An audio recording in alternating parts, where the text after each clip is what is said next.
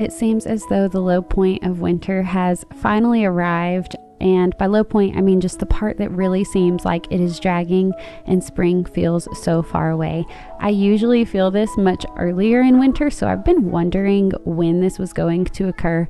But here we are, at least for me recently. It's been such a struggle, feeling like just discouragement in some different areas of life, if I'm being honest. This is a hard time of the year for content creation in general, at least it always has been for me. It's also just kind of coming off the high of the holidays, and then Valentine's is now over, which I absolutely love Valentine's, so that's kind of over. And then there's like this huge gap this year between Valentine's and Easter, so it just feels like everything to come with spring is so far off. Additionally, our church has been going through a search for a lead pastor for over a year now, and it's just been a long process. We've been a part of pastor searches before in previous churches and different congregations, and this one has just been so different. It's had a lot of tension with it. There's been some disunity surrounding it, and we are kind of coming to a head of voting on our pastoral candidate that the committee has kind of brought before the church, and it's just a stressful time, honestly. So it feels like everywhere we turn right now, even the places like that where it's supposed to be like our safe place and our refuge, they feel very tense and very fragile right now, which is sad. I know that that's directly from the enemy. That's not what the Lord wants his church to be like.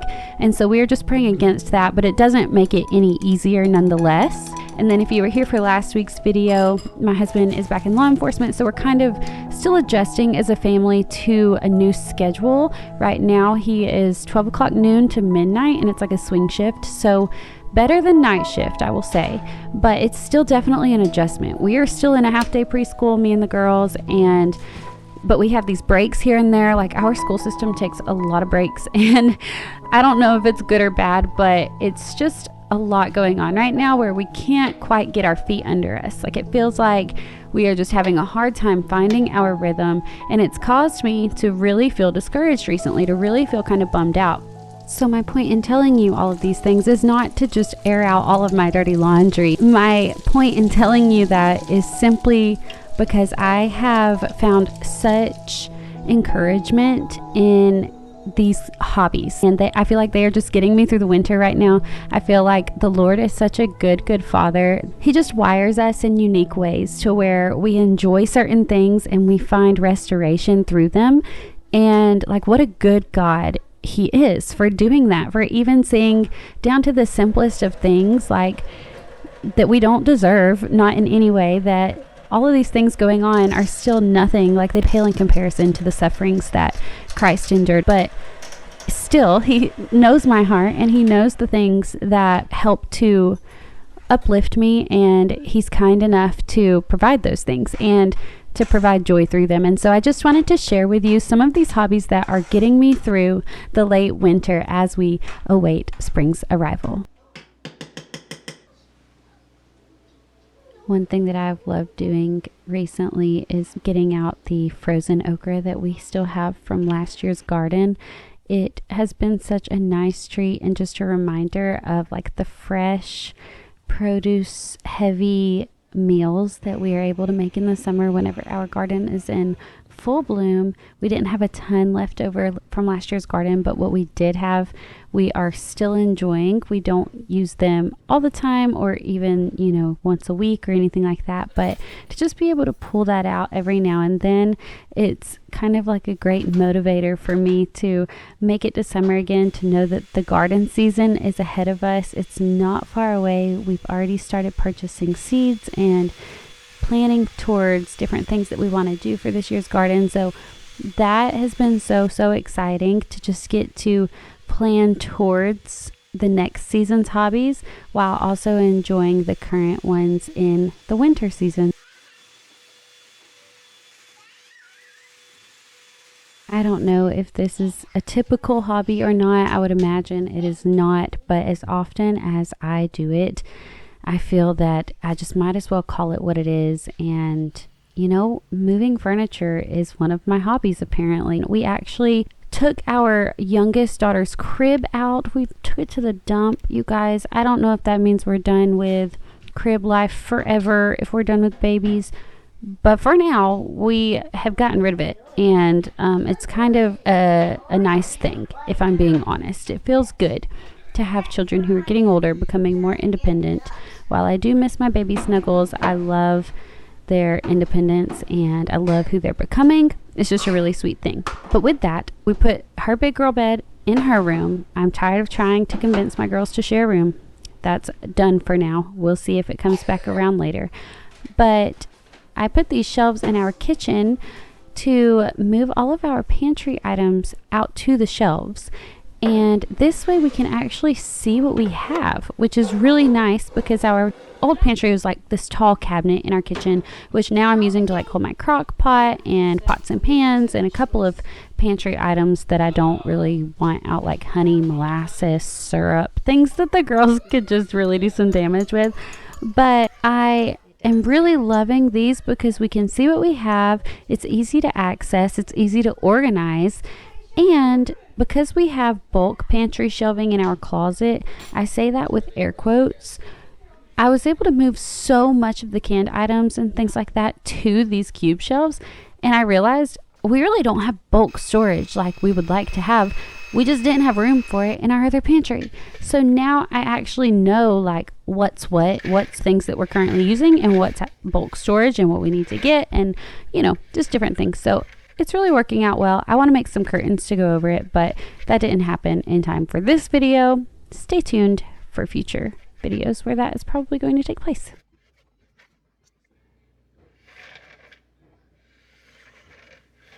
And okay, you guys, this one I'm really loving and excited about, but also like kind of hesitant to deep dive into. Let me explain a little bit more. So I am really enjoying cake decorating lately, but I'm not very good at it. Like I have so much to learn. I see these creations on Pinterest that I just want to replicate and then get comfortable with like the different piping styles and just be able to create my own magical vintage style cakes.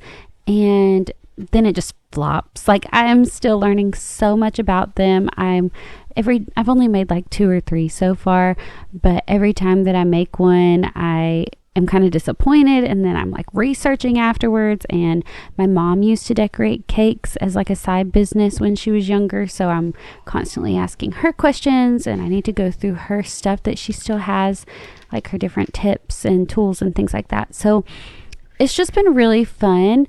But also like mixing colors of icing is probably the hardest part. I mean, I don't know. I spend like hours each time that I decorate one of these teeny tiny little cakes. And my husband literally was like, "Are you really just doing this for content?" And I said, "Honey, I don't do anything just for content, but especially this. Like, this is something that I absolutely enjoy. But I need y'all to leave me alone because I'm stressed and it's not going like I want it to." So I would absolutely love to get into, I say that I would love to get into the business of decorating cakes and selling them, but not like full-blown wedding cakes or anything, I don't think. Unless I've seen a couple of sheet cakes that are vintage style. I'll put some pictures here on the screen because I think the world needs to see more like them. But I don't know, maybe I could get into that. But for the most part, I just love these little round cakes, or like I've seen the little heart ones just for anniversaries or birthdays or like showers, whatever it may be. I just think that they are so sweet and they just take me back to like the 90s, the 80s. I don't know. It's just so fun and nostalgic to me. I think they're so unique and they're just so beautiful. It's been really, really fun is what I'm trying to say. And I'm really getting into this, but I try to do one a week to sharpen my skills, and also because we are the ones eating these cakes, so I'm not trying to be wasteful, and I'm also not trying to like really overdo it with my family's sugar consumption. So I was really hoping that this cake would turn out to be like a blue, pink, and yellow, like bright, vibrant, vintage 80s style jumpsuit colors, but yellow didn't work out like I wanted it to. It turned into green, The blues and the pinks weren't quite the shades I had hoped for, and the buttercream just melts easily. So I am, like I said, still learning a lot, but very excited to continue in this. And I know that that industry is pretty saturated, so I don't know that I'll actually get into it, but I would love to have it as like a really sharp skill to use for our family, if nothing else. Finding time to go thrifting recently has really been a challenge, but I always have and most likely always will absolutely love thrift shopping as one of my hobbies. Currently, I just do it for myself, my kids, my family, whatever, but it's just such a treasure hunt to me and I love it so much. Don't know if any of you have ever realized this or if it's just like a postpartum type of thing.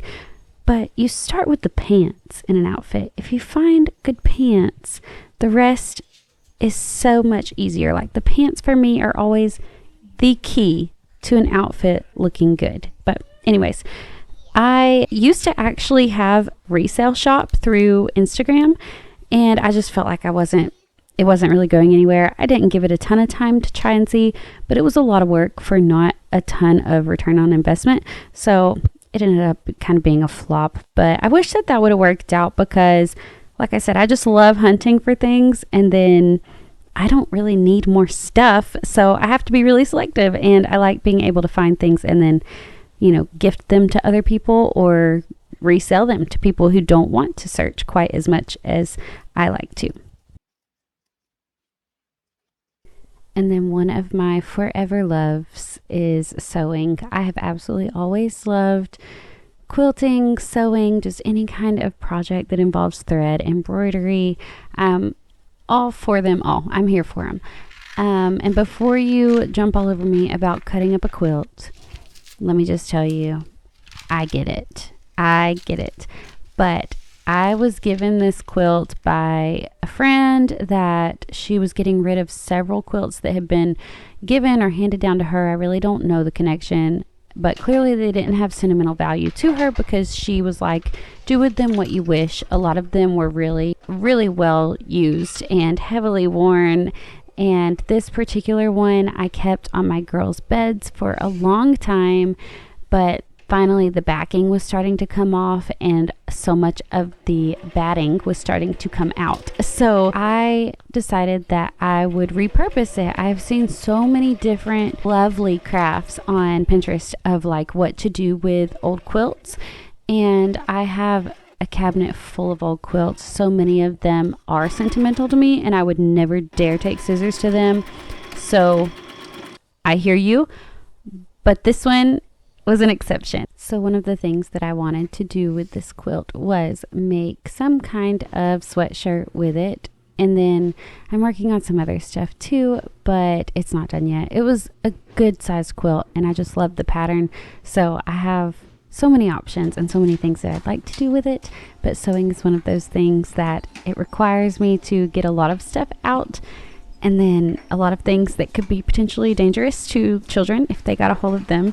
And so I just have to be selective about the time that I do it. And like, I just don't have a lot of that, in this season of life. Everything has to align just right. So as I am looking ahead with great anticipation towards the hobbies that come with warmer weather, with longer days, I am also simultaneously so grateful for this extra time indoors, this extra time to rest, this extra time to be creative, and to just be poured into from the Lord. My prayer is that through the remaining weeks of winter, that would be your experience as well. So I hope you're having a great day wherever you are, and I'll catch you next time. Bye, guys.